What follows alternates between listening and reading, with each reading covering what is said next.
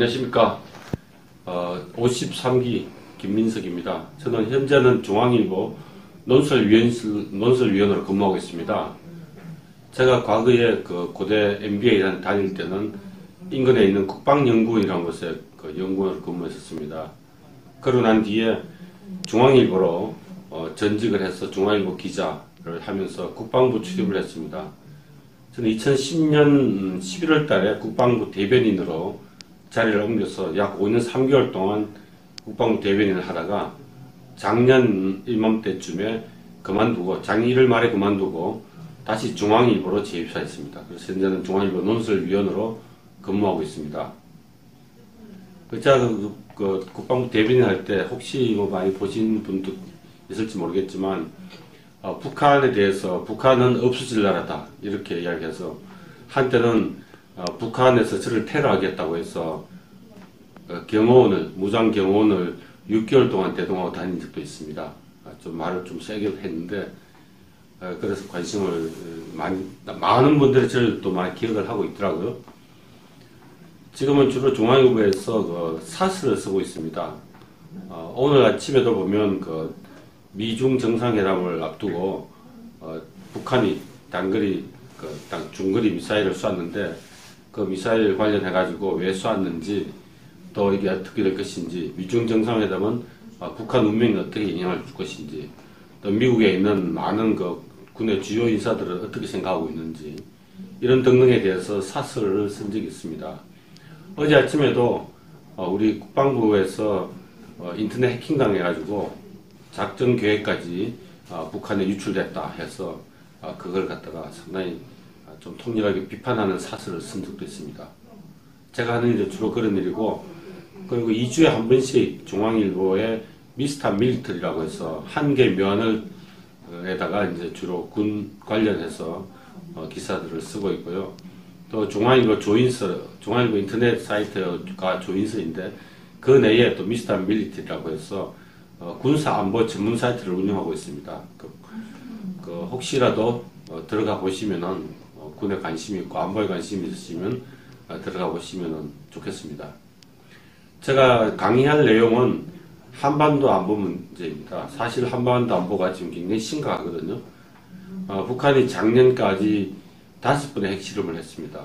그래서 지금 6차 핵실험을 한다고 지금 임박하다고 보도되고 있는데, 이번에 핵실험과 상관없이 북한은 올해 안에 핵무장을 하게 됩니다. 그러면 당장 한 10발 정도의 핵무기를 갖게 되고, 2020년까지는 50발에서 100발까지의 핵무기를 갖게 됩니다. 그렇게 되면 이 한반도가 핵의 도가니 속에 들어가게 됩니다. 그런 것 때문에 앞으로 이 대한민국의 운명, 이 한반도의 운명이 어떻게 될 것인지, 한미가 어떻게 이걸 정리를 해야 될 것인지, 그리고 북한은 과연 이 핵을 가지고 정말로 엄청난 그 불장난을 하고 있는데, 거기에 대해서 제대로 생존할 수 있을까? 또 중국은 왜 저렇게 할까? 미국의 생각은 무엇인가? 이런 것들을 한번 정리해서 한번 여러분께 알려드리려고 하는데, 사실은 대한민국이라고 하는 데가 그 안보적으로 굉장히 중요하지 않습니까? 역사적으로 지난 2000년 동안 항상 주변국에 의해서 많은 그 침공을 받아왔는데, 그럼에도 불구하고 2000년 동안 거뜬히 버틴 이유는 우리 한민족 자체가 그만한 버틸 수 있는 능력이 있기 때문입니다. 그래서 앞으로도 이번에도 굉장히 이 한반도 전체가 핵 참화에 들어갈 수도 있는데, 그런 것을 극복하고 정말 통일로 나아갈 수 있는지 정말 중요한데, 통일을 하지 않으면 우리의 그 자손, 바로 우리 아이들이죠. 우리 아이들의 미래는 없습니다. 통일을 하게 되면 대한민국은 동북아의 중심이 되기 때문에 정말 잘 살 수 있는 여건이 만들어집니다.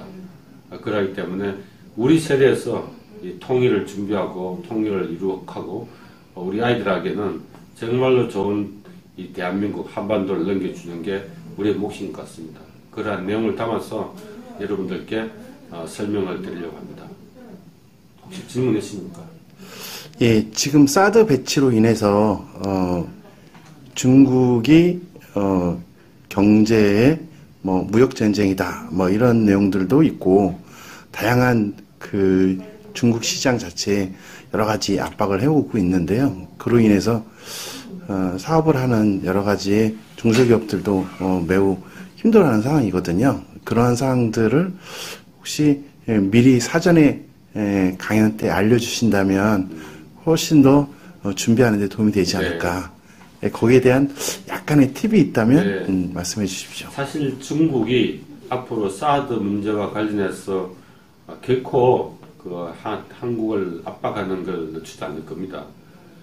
기본적으로 사드 문제는 중국의 안보에 큰 문제가 없음에도 불구하고 중국 시진핑에게 잘못 보고가 돼가지고 지금 중국 당국에서 오해를 해서 지금 비이성적으로 압박과 제재를 하고 있는 거죠. 그런데 사실은 중국이 중국이 말하기로는 사드가 우리 사드 레이더가 중국의 탄도미사일을 탐지한다 이렇게 하는데 실제로는 별로 탐지하는 것도 없는데 최근에 미 의회에서 26명이 중국은 사드와 관련해서 한국을 압박하지 말라라고 하는 탄원서를 냈습니다. 그리고 이번에 미중 정상회담이 4월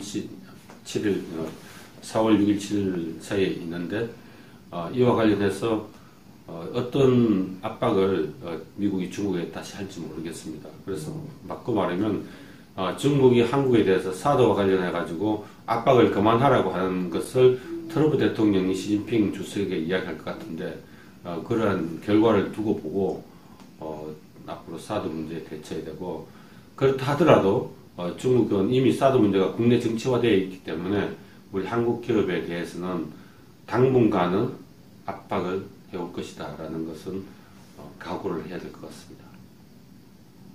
예, 그래서 이런 내용들 해가지고 우리 강의할 때 여러분 우리 동문들 만나서 좋은 이야기도 나누고 또 정보도 공유하고 또 우리 안보 문제와 관련해서 이해도 같이 하고 있으면 좋겠습니다. 그럼 다음에 뵙겠습니다.